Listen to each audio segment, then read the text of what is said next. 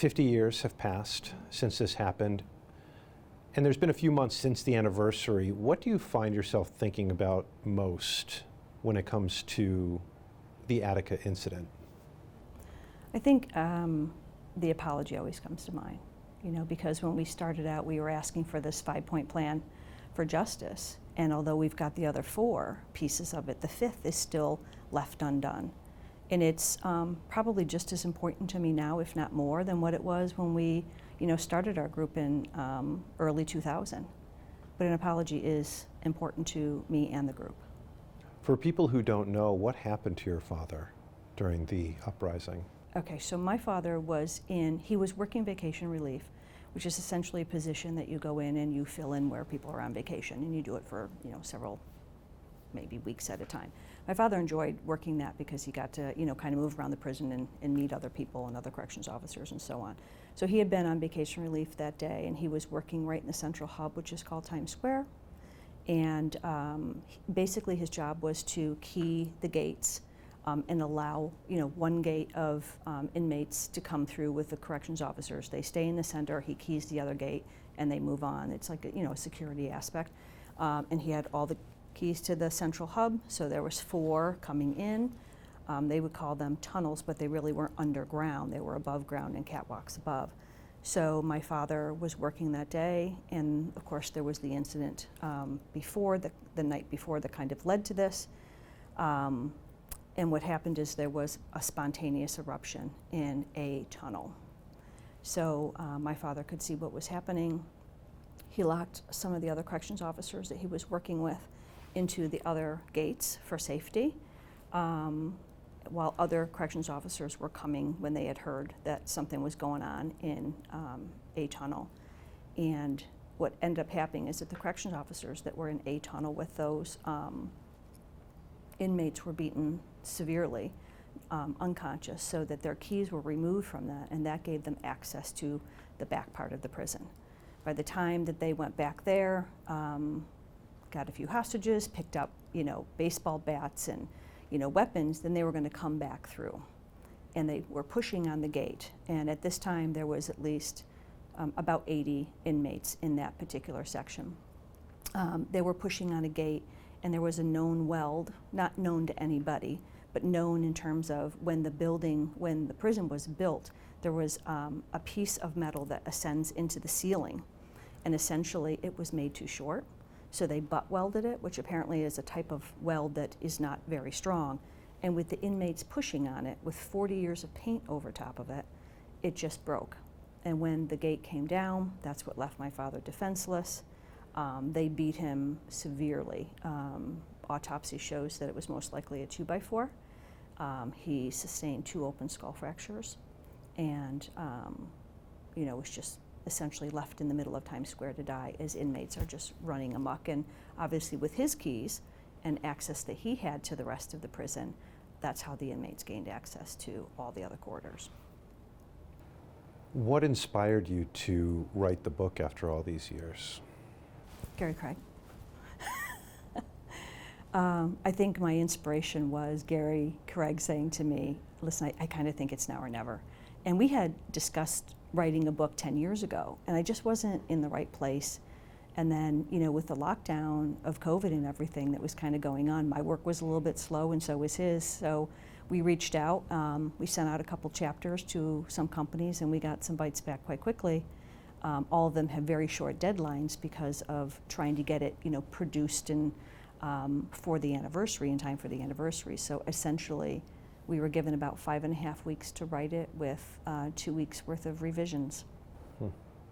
You've been an advocate for the families of other inmates who died that day. At the same time, I was reading that one of the more special developments for you is your relationship with other inmates and the families of inmates. Absolutely.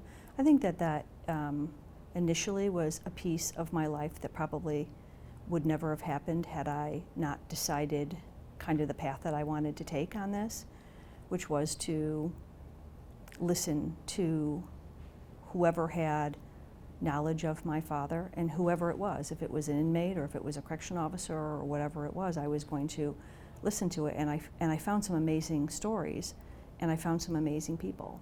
And I found families that were just like mine, you know, kind of left in the aftermath of Attica after their loved one was injured during the rehousing. So you kind of find out that your families are not so different, even though you're kind of from two different sides, if you will, the inmate side versus the corrections employees. Did that take any forgiveness on your part or any type of acceptance? Yeah, I think it did, especially for those that I was meeting, you know, because I went to Harlem to meet Richard Clark. Richard Clark ended up being one of the inmates who helped my dad get out of the Times Square area when he was injured. And it never occurred to me that, you know, the administration of the prison didn't go rushing in to grab one of their own, when indeed that's not what happened. And so I'm hearing stories about this inmate who, you know, is Muslim and is bringing his Muslim brothers in, and they pick up my dad on a mattress and they carry him out to the administration building, which is extraordinary to me. But they knew my dad as well. And that I was not going to just, that's a story that I just wasn't going to let go. You know, I didn't care if it was inmates that had taken my dad up there. I wanted to hear the story right from Richard, and I did. What do you think about the movie that was nominated for an Oscar? Attica has always been a popular topic, but this movie, I think, took it to a different level. I think it took it to a different level as well. I think the movie is very good.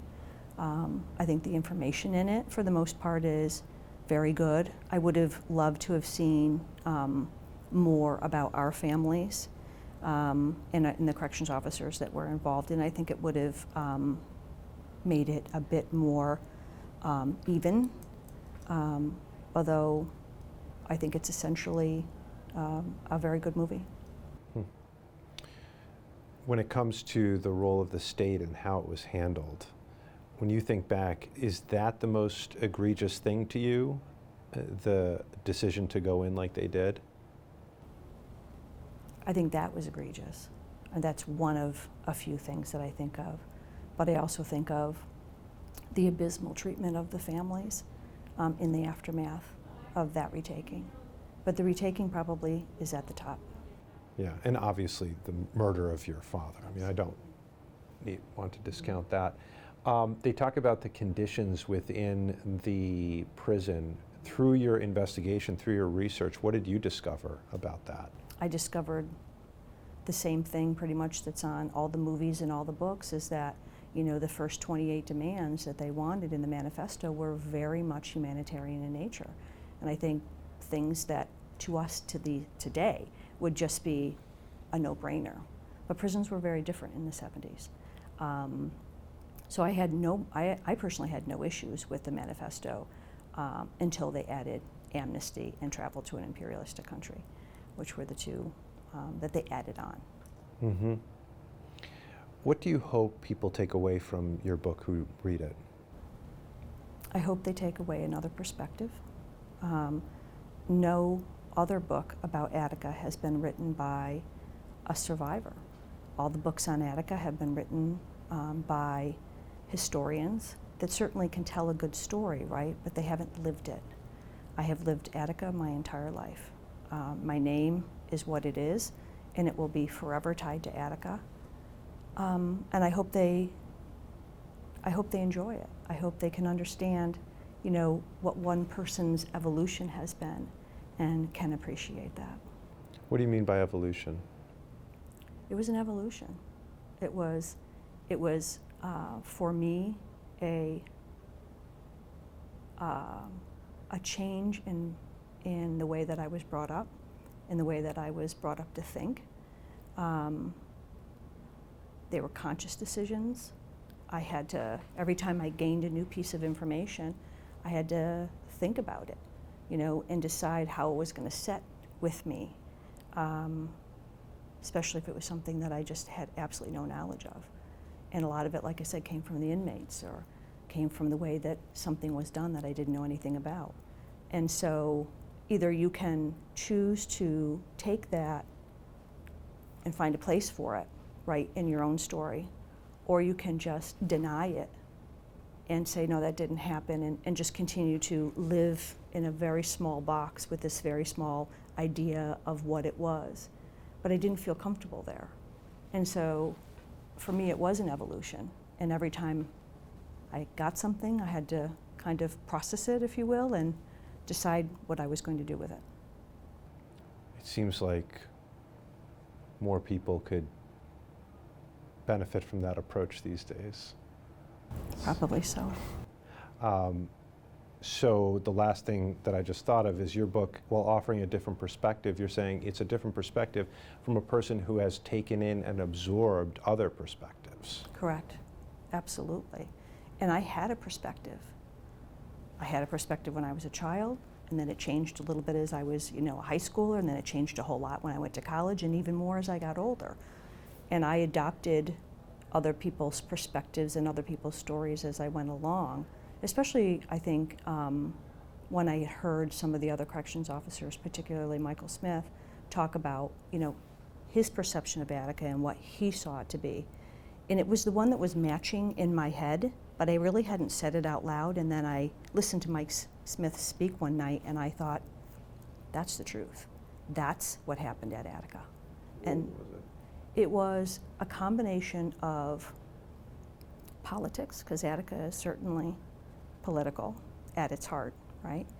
The injustice of it all, and I think the truth of really what happened there.